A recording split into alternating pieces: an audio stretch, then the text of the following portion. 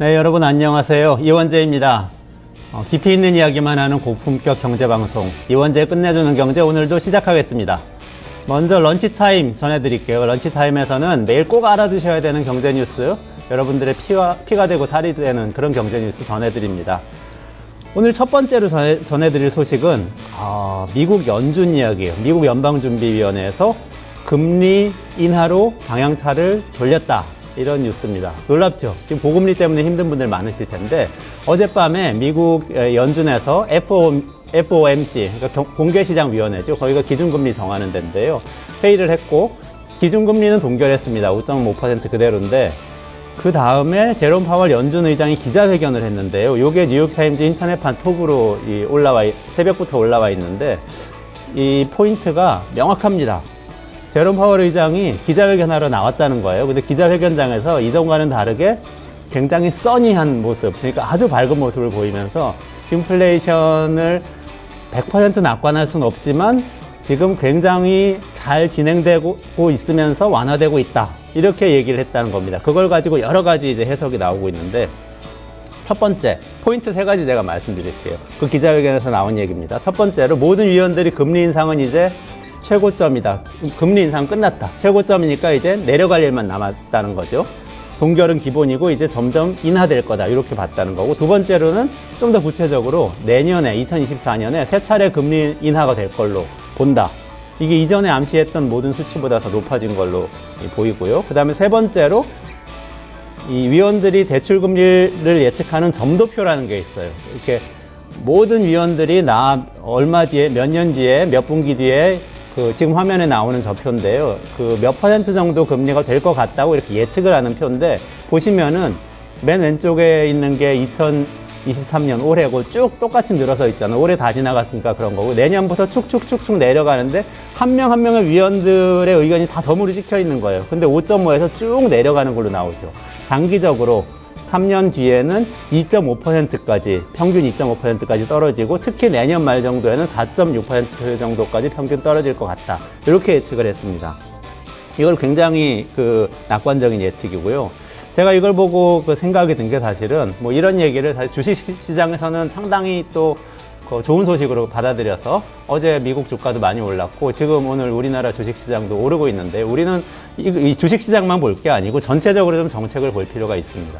많은 경제 전문가들이 아마 지금 혼란에 빠졌을 거예요. 왜 그러냐면 최근에 미국 정책을 굉장히 많이 비판을 했었거든요. 연준에서는 고금리 정책을 계속 가져갑니다. 돈을 쪼인다는 얘기잖아요. 인플레이션이 오니까 돈을 쪼이는 건데, 또 바이든 정부에서는 돈을 막 풀잖아요. IRA니 뭐니 하면서 재정을 굉장히 확장을 하면서 사업을 한단 말이죠. 그러면 돈을 쪼이고 풀고 이렇게 양쪽에서 하면은 결국 인플레이션이 안 잡혀서 불황으로 계속 가는 거 아니냐, 이런 우려들을 많이 했는데, 지금 경기가 여전히 뜨겁고 고용률이 약간 완화되고는 있지만 여전히 경기가 좋은 상태에서 물가가 거의 잡혔다, 금리도 내릴 수 있다, 이런 얘기가 나온다는 건 성공했다는 거거든요. 이거 좀 반면교사, 타산지석으로 우리가 좀 생각할 필요가 있는데, 국내 정책을 생각해보면 이게 완전히 거꾸로예요. 한은에서는 금리를 올리지 못하고 엉거주춤하게 지금 있고요. 3.5%에서 더 올리지 못하죠. 미국 기준금리는 5.5%까지 올랐는데, 그리고 정부에서는 예산을 줄이면서 재정을 쪼이고 있죠. 미국 정부하고 정반대인 거죠. 미국은 풀고 있는데. 그래서 이 양쪽이 완전히 정반대인데, 이게 사실 전통적인 이 경제 전문가들의 시각일 수도 있어요. 근데 한번 생각해 볼 필요가 있습니다. 미국의 위기 관리 능력이 저는 글로벌 금융위기 거치면서 일취월장했다고 생각이 드는데요. 우리나라도 좀 전통적인 시각에서 벗어나서 정말로 정부의 재정 역할을 좀 깊이 생각하고 좀 적극적으로 나서는 모습을 보여주고, 또 금리를 올릴 땐 올리고, 이렇게 좀 정책을 다시 재정비를 해야 될 때가 아닌가 하는 생각이 들고, 지금 이렇게 돼서 미국 이 고금리 상태가 이제 끝나게 되면은 세계적으로 아마 경제 환경이 굉장히 좋아질 겁니다. 그러면은 우리한테도 기회가 있을 것 같은데, 남은 리스크는 사실 정책입니다. 정책이 좀 잘 대응해서 우리도 좋아지는 경제 환경을 잘 누릴 수 있으면 좋겠습니다.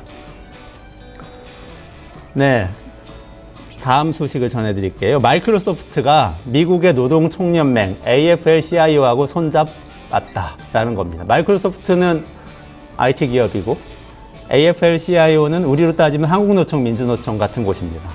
근데 빅테크 기업 중에서 처음으로 최대 노동단체인 그 노동총연맹하고 인공지능 파트너십을 MS가 맺었다. 이런 소식이에요. 왜 그랬을까요?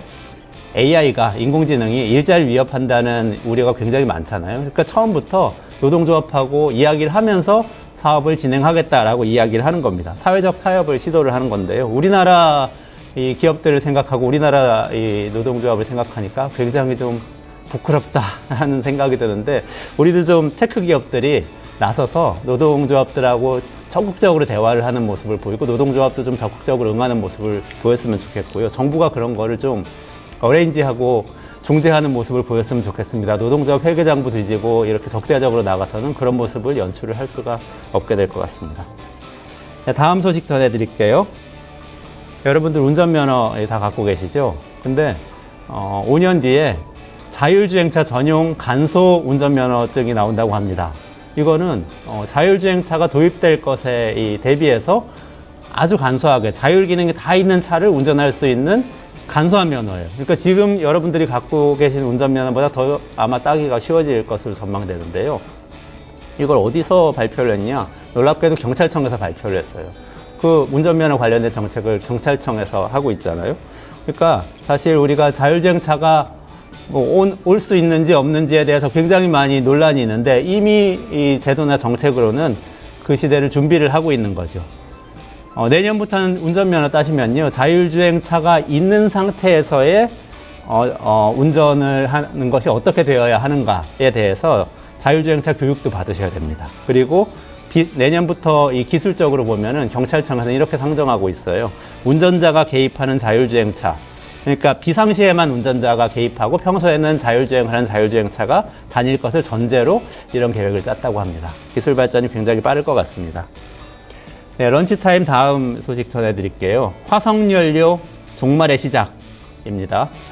네, 캅28, 이 두바이에서 열리고 있는 UN 기후변화 협약 당사국 총회 소식을 이틀 전에 이승원 시사평론가가 자세히 현장까지 가서 취재해 와서 전해드렸었는데요. 폐막일이 어제였는데 하루 넘겨서 뒤늦게 이 합의가 결국은 됐습니다. 근데 페이즈 아웃, 그러니까 단계적 퇴출, 화석연료를 단계적으로 퇴출할 거냐, 아니면은 감소시킬 거냐, 리덕션 할 거냐, 여기에 대해서 논란이 많다고 전해드렸었는데, 결국은 타협점을 찾긴 찾았어요. 뭐냐면 트랜지셔닝 어웨이라는 표현을 썼어요, 영어로. 이게 묘한 표현인데, 전환한다는 뜻이잖아요. 전환한다는 건데 서로 해석은 좀 다릅니다.